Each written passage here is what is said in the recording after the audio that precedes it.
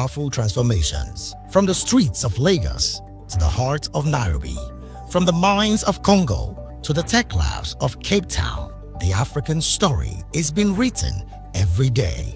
Bold, dynamic, unstoppable. This is African News on Voice of the People Television. We don't just bring you the news. We analyze and bring you Africa's heartbeat, the politics that shapes our nations, the economies that drives our future, the cultures that defines who we are, the voice that must be heard. Africa News, Africa's voice, Africa's future. Where Africa speaks, the world listens.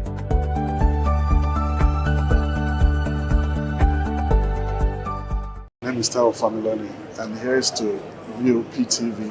Keep watching, stay tuned, do not touch that dial. My name is Made Kuti, and you're watching BOP TV. Keep watching. Welcome, my name is Zika Davis. Distinguished ladies and gentlemen, boys, viewers, everybody, boys and girls. This is VOP TV. Do you know what that means? Voice of the People TV. You don't have a voice, don't come here. You better make sure your voice is heard.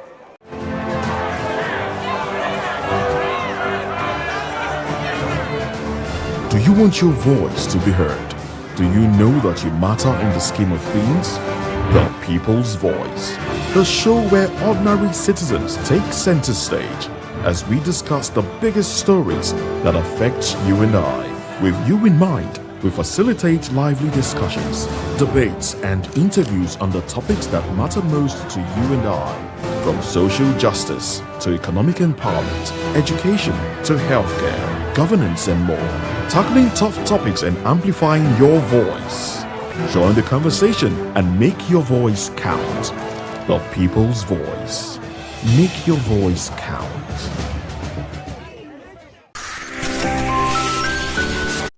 Welcome to Kitty's Corner. Every weekend is a new journey. Join Auntie Oni as she embarks on thrilling adventures. Each episode takes the young explorers to a different fantastical world filled with exciting challenges, making new friends and learning valuable life lessons. The show begins with lots of excitement in a cozy storytelling mood. Fairies teach the importance of kindness, honesty, bravery, teamwork, or curiosity. Kitty's Corner is a delightful blend of fun, education, and imagination with catchy songs, interactive games, and heartwarming stories. Join Auntie Oni every Saturday, 10 a.m. to 10:30 a.m. on Voice of the People Television. And here is to VOP TV. Keep watching, stay tuned, do not touch that dial. My name is Made Kuti, and you're watching BOP TV. Keep watching. Welcome, my name is Zika Davis. Distinguished ladies and gentlemen, boys, viewers, everybody, boys and girls. This is VOP TV. Do you know what that means? Voice of the People TV. You don't have a voice, don't come here. You better make sure your voice is heard. Are you ready for the extraordinary? Something big is happening on your screen. Introducing VOP TV. Now streaming on SLTV channel 264. From breaking news to captivating conversations, news analysis, giving you all sides to the story. We break in-depth discussions on the issues that matter, from politics to sports, entertainment, and lifestyle. VOP TV on SLTV channel 264. Join us as we redefine what television means to you. Voice of the People Television, VOP TV. Now, you have more than a voice.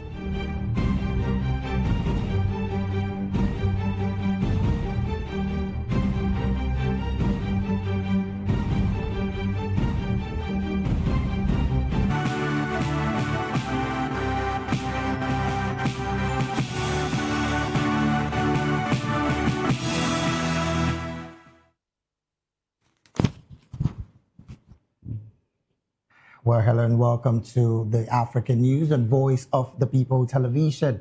I am David Edwin. Before we begin the news, I would urge you to kindly visit our website. It's at www.vop.ng for fresh and trending news stories. We begin the African news from Ghana, where President John Dramani Mahama will lead the Presidential Council of the Accra Reset, a Global South initiative working to strengthen sovereign capacity and re-image international cooperation in an era of unprecedented global challenges. In a statement, the Minister of Government Communications, Felix Fosu, said President Mahama is expected to participate in the first Davos convening of the Accra Reset on Thursday on the margins of the World Economic Forum annual meeting. Other Presidential Council members attending the side event include President Abdel El-Sisi of Egypt, President William Ruto of Kenya, and President Felix Tshisekedi of the Democratic Republic of Congo. Vice President Kashim Shettima will represent Nigeria, while Prime Minister James Marape represents Papua New Guinea, amongst others. The meeting is expected to launch priority programs following the initiative's introduction of the 2025 UN General Assembly and endorsement of the G20 Leaders Summit in Johannesburg. The statement noted that the Accra Reset is timely amid intensifying great power rivalries, the collapse of the global aid narrative, unprecedented trade tensions, and the crisis of climate shocks, cost of living, pandemics, and conflicts. Still in Ghana, in another development, Ghana is negotiating to acquire Sekou Touré's residence, which hosted Kwame Nkrumah when he was in exile in Guinea, with plans to renovate the property and turn it into a heritage site for tourists and history enthusiasts. The move is reportedly aimed at preserving the legacy of Ghana's first president and transforming the property into a heritage site. Foreign Affairs Minister Samuel Ablakwa has assured transparency throughout the preservation process. Announcing the plans, Ablakwa said the decision was formally conveyed to the Touré family when Vice President Nana Opoku-Agyeman led a Ghanaian delegation to visit the family and tour Dr. Nkrumah's abandoned home in Guinea. According to him, the President Mahama's administration intends to renovate and preserve Nkrumah's Guinea residence, not only as an act of respect, but also to preserve the Osagyefo's legacy and create a full experience for tourists to follow his outstanding life from Ghana to Guinea. He added that the ministry was negotiating the terms and conditions and engaging preservation experts for this important assignment. Away from that report, Gates Foundation and OpenAI are setting up a $50 million partnership to help African countries use artificial intelligence to improve their health system. Called Horizon 1000, the partnership plans to work with African leaders to work out how best to use the technology, starting with Rwanda, with sub-Saharan Africa estimated to have a deficit of about 6 million healthcare professionals. Gates stated that in poorer countries with enormous health worker shortages and lack of health system infrastructure, AI can be a game changer in expanding access to quality care. He described AI as one of the most transformative technologies ever developed. The founder has already set up a number of AI initiatives, while Rwanda last year established an AI health hub in Kigali. Gates disclosed that Horizon 1000 aims to reach 1,000 primary health clinics and surrounding communities across several countries by 2028. The launch comes as many lower-income countries struggle with major cuts to international aid budgets, reductions that Gates said had contributed to the first rise in preventable child deaths this century. Still on health matters, and in Tanzania, Tanzania's government says the Universal Health Insurance, that's the UHI, will guarantee every citizen a fair and affordable access to healthcare in a major transformation in the country's health system. The Minister of Health, Mohammed Nchengwewa, said the launch of UHI within President Samir Hassan's first 100 days will redefine the country's healthcare provisions and establish a new foundation for national health security. Hassan, who spoke at a meeting with executives of institutions under the Ministry of Health and frontline healthcare staff in Dodoma stressed that UHR is not a policy announcement or political event, but a large-scale national system that begins operating from day one of its launch, leaving no room for half measures. According to him, it is a defining moment for healthcare rights in Tanzania, but each person has a role and direct responsibility to ensure that UHI begins with stability, is managed with discipline and prospects, and protects the dignity of the Tanzanian patient. Moving on, the United Nations Children's Agency, that's UNICEF, has warned that January's exceptional heavy rains have created a rapidly escalating emergency and turning unsafe water, disease outbreaks, and malnutrition into a deadly threat for children. This comes as floodwaters in Mozambique's Maputo province have submerged vast areas of land after weeks of heavy rains and over 100 persons killed nationwide since the rainy season began in October 2025. UNICEF spokesperson Guy Taylor noted that the flooding was just not destroying homes, schools, health centers, and roads, but that the disruption to food supplies and health services threatens to push the most vulnerable children into a dangerous spiral. Taylor said the fact that Mozambique is now entering its annual cyclone season creates the risk of a double crisis. According to him, what happens is in the coming days will really determine not only how many survive this emergency, but how many can recover and how many can return to school and rebuild their future. And in Tunisian authorities say no fewer than 4 persons have died as flood swept across the country amid the worst torrential rain in over 70 years in some regions, with fears that the death toll could rise. The cloudburst inundated streets, submerged vehicles, and disrupted daily lives in multiple governorates of the North African country, with emergency services struggling to respond to the scale of the flooding. Civil protection teams said several areas were cut off by rising waters, particularly in low-lying neighborhoods. Consequently, schools were closed in the capital, Tunis, and in the towns of Neboil, Sousse, and Beja, while court sessions were suspended and public and private transports crippled in some districts. Meteorological officials said the rainfall levels in some regions were the heaviest recorded since 1950. And in Togo has extradited the former president of Burkina Faso, Paul Damiba, to his home country, where he is accused by the junta of plotting a string of coups and assassination attempts. A statement from the Togolese justice minister confirmed that he was arrested several days ago and has been handed over to authorities in Burkina Faso, with the latest accusation dating back to earlier this month. He explained that the extradition was green-lighted by Ouagadougou's guarantee that Damiba would have physical integrity and a fair trial. Damiba has been accused and prosecuted for a string of offenses, including embezzlement of public funds, corruption, and incitement to commit offenses and crimes.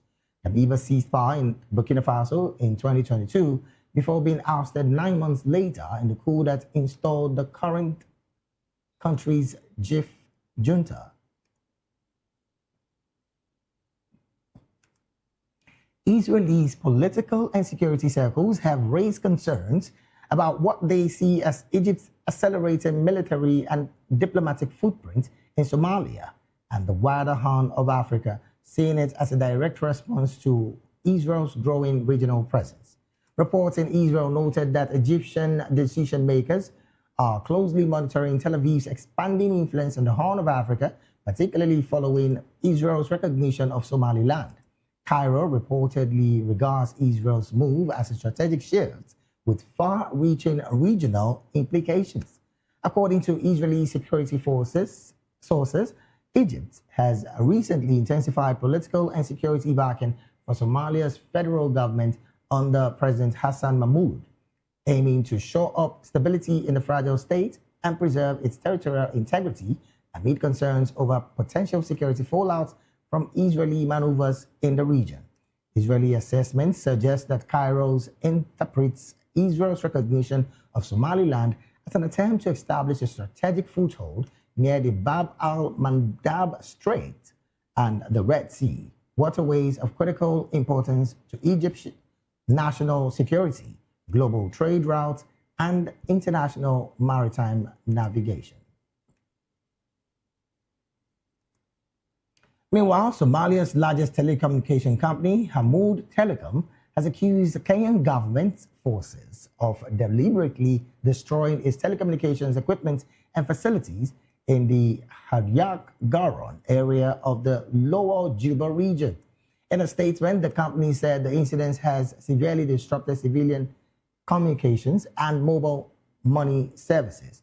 It disclosed that the destruction targeted its infrastructure serving communities in Hadyak Garon, marking a repeat of similar damage first reported in January 2019. According to the company, the latest incident has left between 20,000 and 30,000 residents without access to essential telecommunications and financial services and significantly worsened living conditions in an area already suffered from prolonged drought.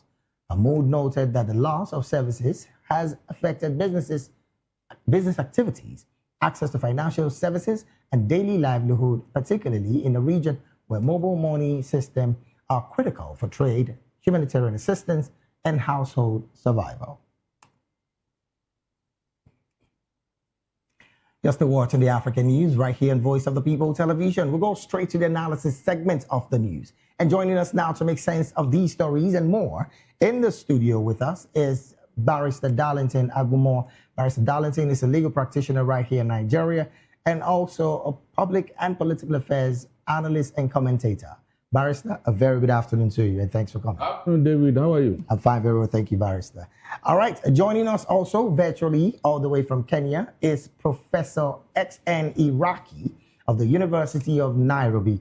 Professor, a very good afternoon to you, sir, and thanks for joining the African News segment of the news.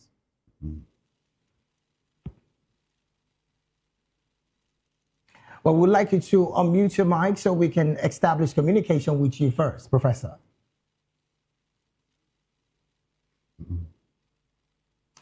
All right, then while we wait for the Prof to get his audio clearly, we also have joining us virtually all the way from Kenya as well, Honorable Mercy Ngota.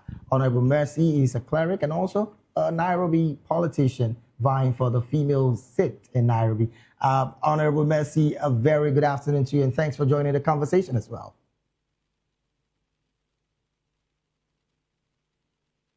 All right, then. Well, I think we need to work a bit on that audio. But joining us from Ghana is Mr. Patrick Abankwa. Mr. Patrick is a public and political affairs analyst, majorly also financial advisor and a financial expert. Mr. Patrick, a very good afternoon to you, and thank you for joining the African News segment of analysis segment as well.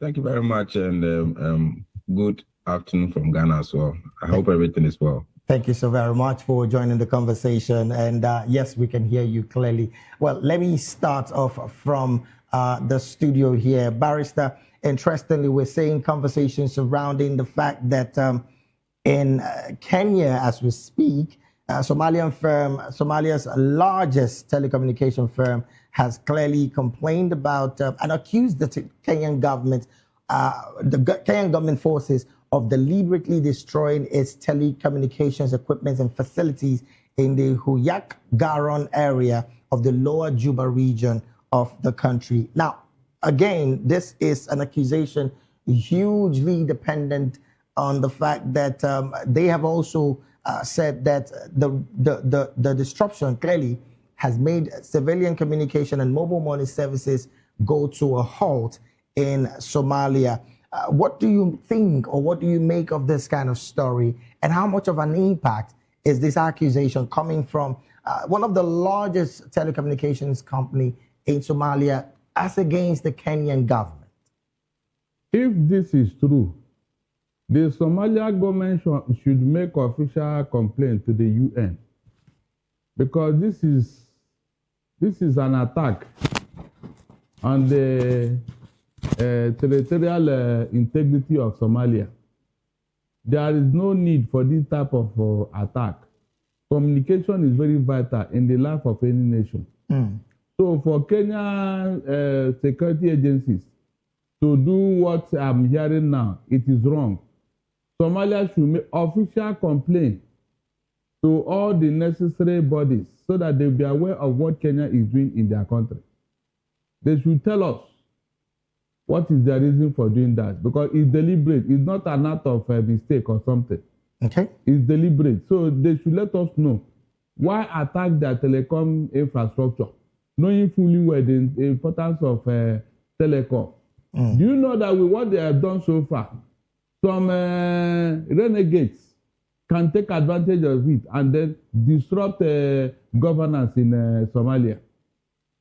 They can take advantage of it. So they should tell us why they did what they did. And then the Somalia government should make them pay. They should repay it immediately. Now, the fact that this company have complained is on one part. And you also did mention that they should go as far as complaining to the UN. Should the UN even intervene in this particular situation, Barrister? What do you think would be the necessary measures and sanctions that will be given to the Kenyan government? This is an act of aggression against sovereign states. Why do you go and disrupt their telecom facilities? For what? This is an act of aggression. So they should make official complaint. Because if they don't, they may do other things. That's the truth. They may follow and do other things that may disrupt governance in Somalia. All right, then. Let's take this conversation to Ghana, where Mr. Patrick is joining us from. Now, I'm going to come to you on the part of the finance, which you are a major expert on. There's a conversation about communications and mobile money services being disrupted as a result of this destruction. From your perspective, how much of an impact would that have on an economy as fragile as that of Somalia?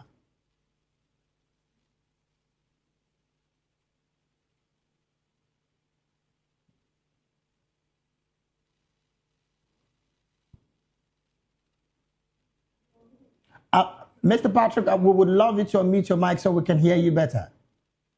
Sorry. All right, go ahead.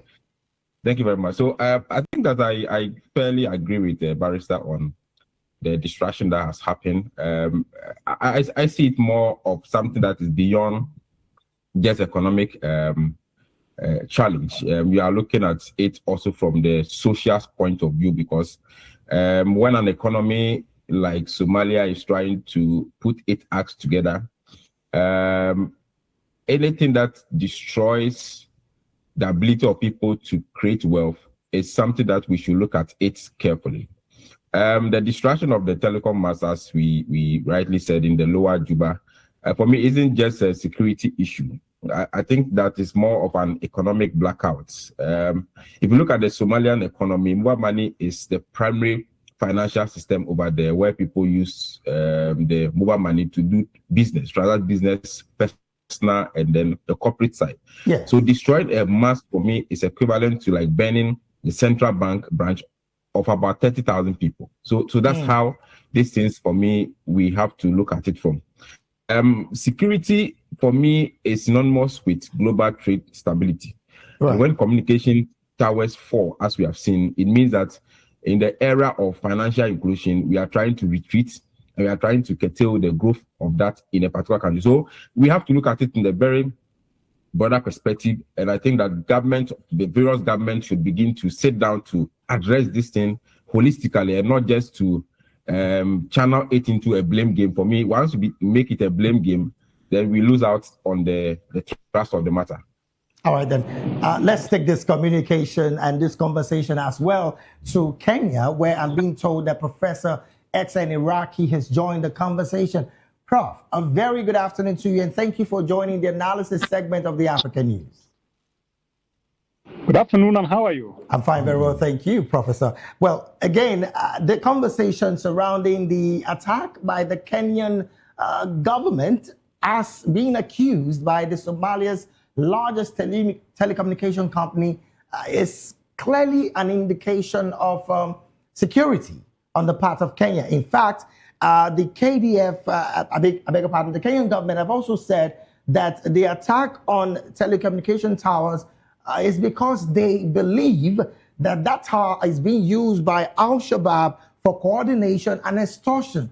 But the fact that the tower has been attacked, and I'm talking about a tower that clearly gives communication to thousands of Somalians, being attacked by the government of Kenya, how much of an impact and, of course, security cautiousness did Kenya take? Plus, looking at the bilateral conversation between the two countries, do you think that that particular move by the Kenyan government, if true, because this is an accusation coming from the biggest telecommunication company in Somalia, if true, how much of an impact is the bilateral communication deepening in a time like this? I think, good afternoon, but we can look at it in two ways. You can look at it from an economic point of view and a security point of view. Okay. In the last several years, there's been a lot of insecurity along the Kenyan-Somali border. So if we look at it, at this attack from a strategic or a military point of view, we may argue that that is probably one way to stop Al-Shabaab and their allies from causing problems along the Kenyan-Somali border. And that border has been unstable for a very long time. Remember that the Kenyan forces even gone to Somali to make sure that the Somali government is stabilized. And if you look at it from the military point of view, people see communication as very strategic. So if you can disrupt the military, if you can disrupt communication, then that gives you a very big advantage. That's one way to look at it. Okay. If you look at it from an economic point of view, as my colleague looked at it, it disrupts a lot of lives. Remember, a lot of money nowadays goes through telecommunications. In Kenya, we use M-Pesa. And I'm in Somalia, they also transact a lot in terms of using telecommunications, the electronic money. So if you look at it from both sides, it has both military and economic issues. And we need to know exactly why that is happening. Is it because of military implication or is it because of economic sabotage? Both ways, it is something that we need to understand and explain. Okay, now I'm still going to stay with you, Prof. Interestingly, this conversation surrounding the fact that on two angles, you've actually looked at it. On the part of security, concerns are being raised about the Kenyan-Somali border, which again, Al-Shabaab have been very visible. But on the part of bilateral agreements, do you think there was some level of communication with the Kenyan government and, of course, the Somalian government to the shutting down of the towers, the telecommunication towers of this company? Or do you think the Kenyan government just acted as a result of precautionary measures to not allowing Al-Shabaab take hold of the border, the Kenyan-Somalia border? One problem we have in Somalia is that there are so many political military players. So if you go to the Kenyan border, you find there are certain political players. If you go to the national government, there are certain political players, economic, military players. If you go to Puntland, if you go to Somaliland, there are so many political players. So unless we know exactly whether there was any discussion between Kenya's military and the Somali military, whichever function is involved, we cannot really tell the truth who was involved in this. So until truth comes out, we can only speculate for now. Oh, well, let me bring this conversation back to the studio here. Barrister, this conversation surrounding the Kenyan-Somali border, again, like I did say to the Prof, it should have some level of communication between both governments. But we're talking about one of the leading telecommunication companies in Somalia, and concerns are being raised about the struggling effect that this would have on the economy of Somalia. Should the people pay for the inadequacies of government, particularly the part of the Somalian government? The people from Kenyan side, the military that did this thing, they did it unilaterally. You believe it's been done unilaterally with the Somali government? Yes, it was done unilaterally, because if it was an agreed consensus by both parties, I don't think Somalia government will complain. I don't think so. And even if you want to carry out such a thing, it is something that you carry out in such a way that it will not hurt commerce. It will not hurt commerce and social life in Somalia. So you cannot just unilaterally take a decision that will hurt one party while the other party is enjoying the aftermath. This infrastructure is in the soil, in the land of Somalia. So for you to come into Somalia and do what you did for whatever reason, there should have been legal backing. You cannot violate the territorial sovereignty of another country under whatever disguise without agreement from that country. That's why I'm telling you that this matter should get to the UN. There is no need for Kenyan forces to do what they did. Somalia government can quietly dismantle it and redirect the channel if Al-Shabaab was using it. It is left for the Somalian government to decide the best way to address the problem. Is that not true? Instead of you unilaterally going there to attack the infrastructure, and now commerce has been disrupted in Somalia.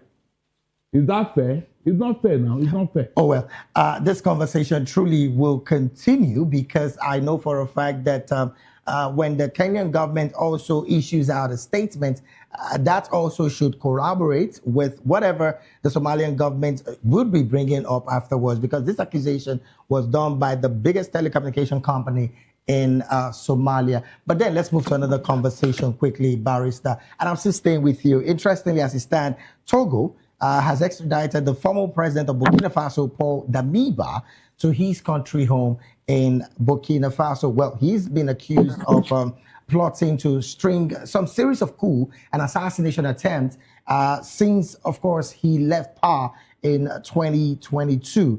Well, the extradition clearly, it's a green light as agreed with Ouagadougou, which again, they guaranteed that Damiba would have physical integrity and a fair trial. The issue of extradition, Barrister, I mean, he's going to a country that is not being led by a democratic president. Should this be of a concern, even though Ouagadougou also clearly has given their statement as concerning his trial? Now, if this man is a fugitive or a wanted person, the onus lies on you as a responsible government to arrest him and hand over to the country that is needed. Yes, which is what they are doing. Good. And it shows cooperation among these francophone states. Are you getting what I'm saying here? Right. When there was a general for whatever reason, so what they did is right. Let him go back to Burkina Faso and answer for whatever charges they bring on his head. All right, then. Let's take this conversation to Ghana, where Mr. Patrick is still with us. Well, interestingly, Mr. Patrick, on the part of fairness, he's been extradited to his home country. Aside the fact that he's going to get fair trial, how much of a public confidence would these trial give to the citizens of Mali?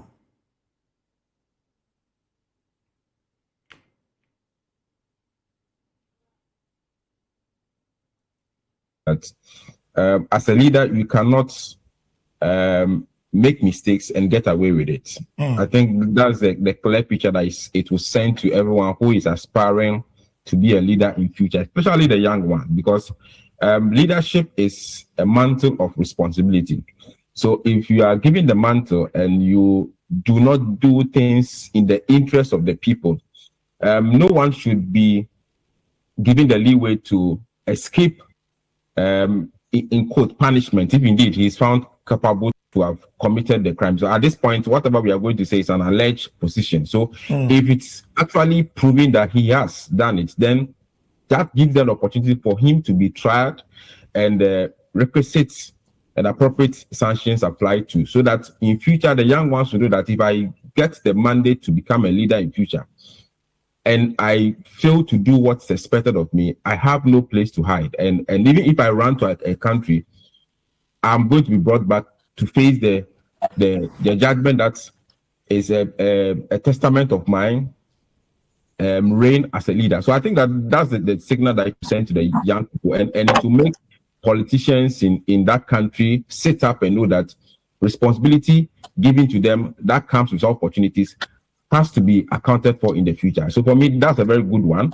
But what I would just say is that when these things happen, sometimes there is always the conspiracy of not giving the people the fair trial. And that's what I'm praying, that fair trial is handed over to the former leader, and not on the basis of prejudice. Once that is done, I think that that signal will not just stay in Mali, but it will transcend to other African countries to say that you have no place to hide. As a leader, make sure you take the right steps and do things in the interest of the citizens and not just your personal gain. All right, then. I'm still staying with you, Mr. Patrick. Interestingly, almost same situation is happening with the former finance minister of your country. I'm talking about former minister Ken Ofori-Atta, before, of course, the United States Immigration Court. What's the position with that story as well? And then do you have another forehand information, particularly if he would be extradited back to Ghana, or he will face and course, continue a trial in the United States? Okay, so I think that the current trial in the United States, from my reading and my insider information, is more of his overstayed position with the American visa. So he has an American visa that expired, I think, somewhere last year, November, if I'm not mistaken. Right. Yes. And usually when your visa... This is a concern even raised by members of the families of Mr. Damiba. Concerns have been raised about the fact that there is no democratic process in Mali as we speak. So should he get into Mali, would he get that fair trial? Please, when this man did what he did, why did he run away? He has somehow indicted himself. So I don't know what is fair trial here. He attempted a coup. Is that not true? Right. So that alone is an indictment on his own part. So I don't think anybody is going to be unfair to him. The facts are already there, laid out. You know the consequences of a failed coup in any country. So I don't think anybody will be unjust to him, because what he committed is obvious to everybody. I mean, what other fair trial are you talking about? Is it that he will now be told to go, that the attempt he made was constitutional or what? Nobody should talk about that. It's a straightforward case. He carried out a coup against a sitting government, whether military or civilian. And so you will face the consequences.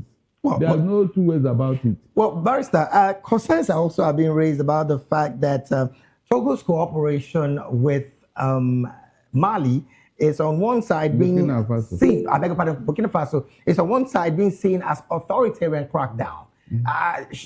Is this an indication that an authoritarian crackdown is being fully and holistically supported by the Togolese government? It is a question of quid pro quo, because all these francophone countries, they have a way of cooperating among themselves. If they didn't see any need and any reason, they wouldn't have extradited him back to his country. What he did is condemnable, and Togo cannot be seen to be harboring such a person. All right, then. It will now attract sanctions from Burkina Faso. In fact, it may strain their relationship, and Togo is not ready for that. What the man committed is condemnable, and everybody is aware of it. So why won't you go and answer for your crime?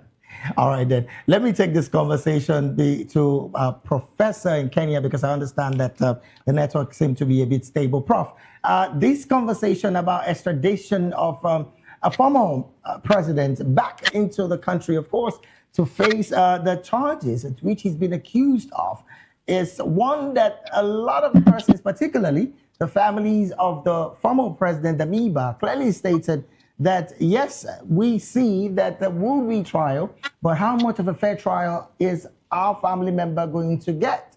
Well, let's also state here that Mr. Damiba, the former president of Burkina Faso, is facing offenses including embezzlement of public funds, corruption, and incitement to commit offenses and crimes. In fact, there's also the part of coup plotting in these offenses.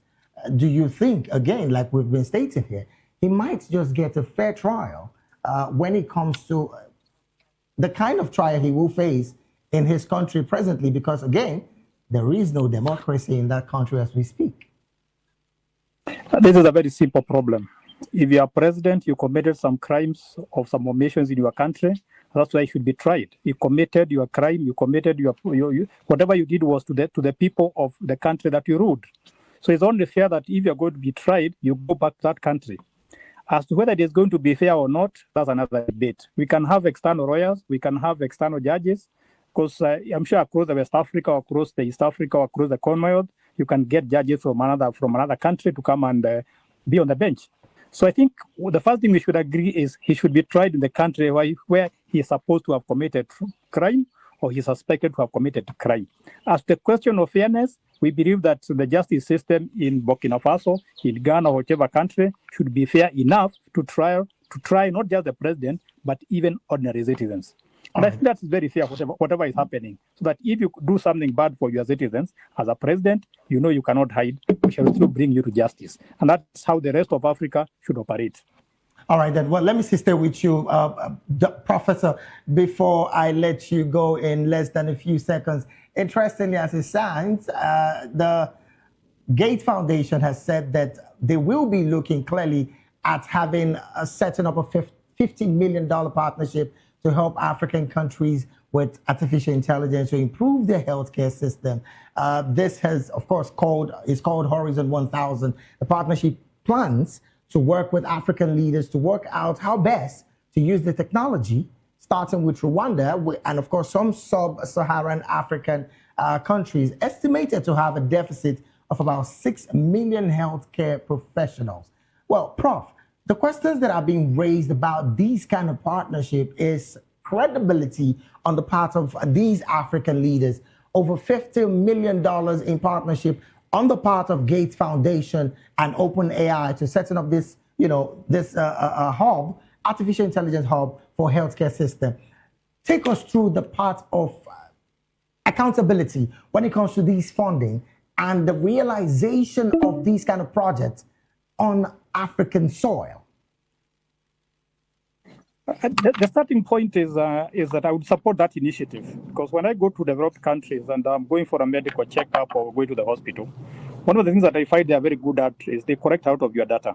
And depending on that data and your family history, they can organize your problem better. So in Africa, we have a shortage of data. We have shortage about data on diseases, data on how diseases and epidemics spread out. So in my opinion, it's very important that when this money is brought, it is put to the best use. As a question of accountability, I think Gates Foundation and other people who fund such projects in Africa can insist on accountability. And it's not hard, because you can use the same artificial intelligence to make sure there's accountability. But I believe artificial intelligence will leapfrog African economies, African healthcare to the modernity. Okay. Let's get data about diseases. Let's get data about where the diseases originate, how they spread out, and that's very, very important. Let's share among the countries. I hope African Free Trade Area or African Union is going to be party to that data sharing. All right, because diseases like pollution, no borders. The disease can spread from one country to another, as COVID indicated. Good initiative, but accountability should be built into that system. All right, then let me take this conversation quickly to Ghana. Well, Mr. Patrick, interestingly, this same question I'm going to ask you. How much of an impact do you think this particular initiative is going to have on Africa? Plus, the fact that, yes, we are bereft and bedeviled of data, which is a major problem all across Africa. But then again, what's your position with this? Plus the fact that your country is clearly asking the Sekou Touré residents to be bought. And of course, there's negotiations with the Sekou Touré residents, which again, Kwame Nkrumah when he was in exile in Guinea was where he stayed. Ghana wanting to get that place fully a site of, call it a heritage site for tourists and of course, history enthusiasts. What's your position with this? Thank you very much. I think that with the OpenAI that you mentioned, we are clearly seeing a move towards precision public health. And for me, these are not just social programs, but they are more productivity boosters. If you look at the sub-Saharan African region, we have about 6 million persons. That's in terms of health workers, deficiency in terms of the gap between those that we actually need to be the health sector and those that we don't have. So the Gate Open AI, which is a 50 million partnership, for me, is a leapfrog strategy if you are looking at it from the broader perspective. All right, then. We're using AI to solve the issues of patients in about 1,000 clinics, can reduce the cost of care and also increase the workforce uptime.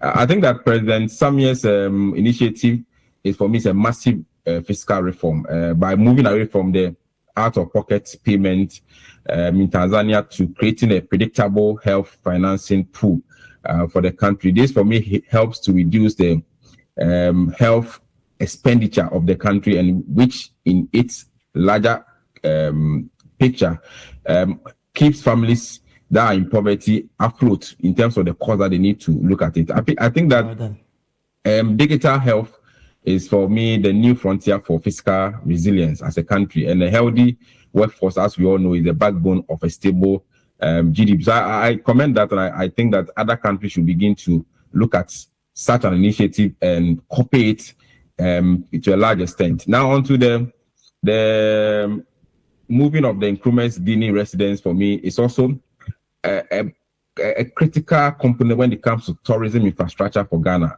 Ghana has been diversifying the tourism industry as part of its economic growth away from cocoa and gold for some time now. So turning our first president's Guinea residence is, for me, into a heritage site becomes a Pan-African tourism play, and it builds on the success of programs that we have done in the past, like Year of Return that we did some years back, to create a permanent heritage corridor between Ghana and then Guinea-Conakry. So I think that legacy preservation is a high investment that you need in the creative economy, and it turns history into a more sustainable foreign exchange end. All right, then. Thank you so very much for your submission there.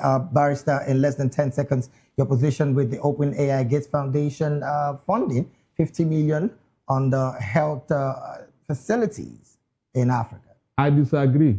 Why do you think so? If we continue to depend on Bill Gates and his medical intervention in Africa, we will not move forward.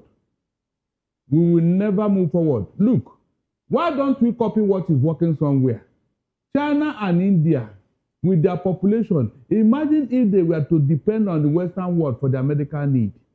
In fact, they would just die off in one day.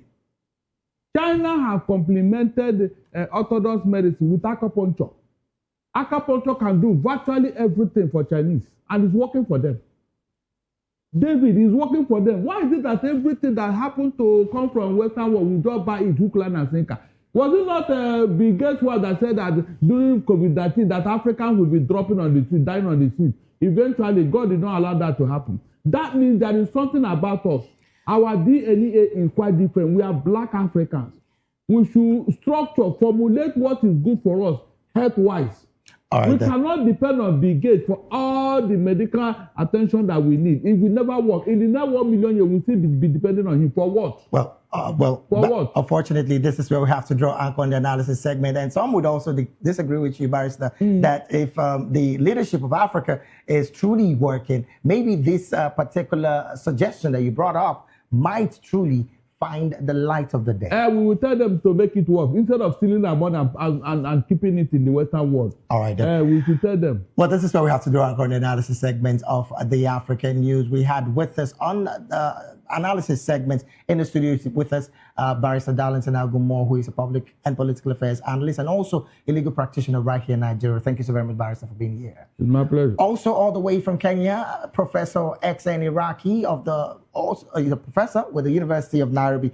Prof, thank you so very much for being here as well. And also joined us all the way from Ghana, our financial expert and advisor, Patrick Abakwa. Thank you so very much, Mr. Patrick, for being a part of the conversation this afternoon.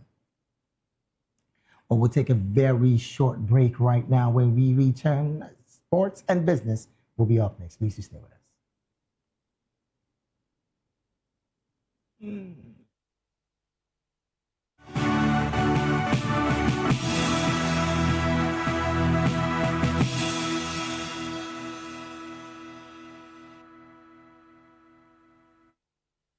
We're glad to have you back at the Studio African News right here on Voice of the People Television. Now to some business story.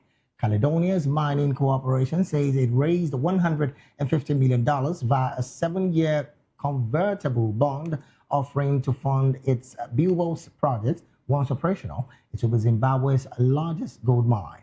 Zimbabwe-focused Caledonia's debt issuance is the biggest international capital raising in over a decade for the country that had been shunned by global investors due to economic and policy volatility. Spot gold prices surged to over $4,800 per ounce by Wednesday morning, driven by investors seeking haven who are backing miners like Caledonia to lift outputs. And to wrap up the African news, we'll go straight talking sports. African Cup Women's 7 Championship, South Africa, champions South Africa will headline a glittering cast of global rugby nation when the World 7 Series Division 2 tournament storms into Nyayo Stadium next month, setting the stage for a thrilling showdown on Kenyan soil. South Africa arrives in Nairobi, fresh from clinching the Division 2 women's title in Dubai over the weekend, edging Argentina top 5 in a tightly contested final. Canada also sealed their place at the Nairobi leg after overpowering Belgium 28-10 in the men's final to confirm qualification. The men's competition at Nyayo Stadium will feature host Kenya alongside the USA, Uruguay, Germany, Belgium, and Canada. In the women's category, Kenya's Lioness will take on Brazil, China, Spain, South Africa, and Argentina in what promises to be a fiercely contested battle. After the Nairobi leg, the 3-day series will move to Montevideo, Uruguay on March the 21st and the 22nd before concluding in Sao Paulo, Brazil on March the 28th and 29th. At the end of the 3-leg series, the top 4 teams will in both the men and women's competitions will earn promotions to the World 7 Series Division 1, joining 8 elite teams in the World Championship circuit. And with that sports story, we've come to the end of the African News. Do well to subscribe to our YouTube channel. On YouTube, we are at Voice of the People TV, and on all other social media platforms, we are at VOP TV Live. Thank you so very much for being a part of this broadcast. I am David Edwin. Do have a good afternoon.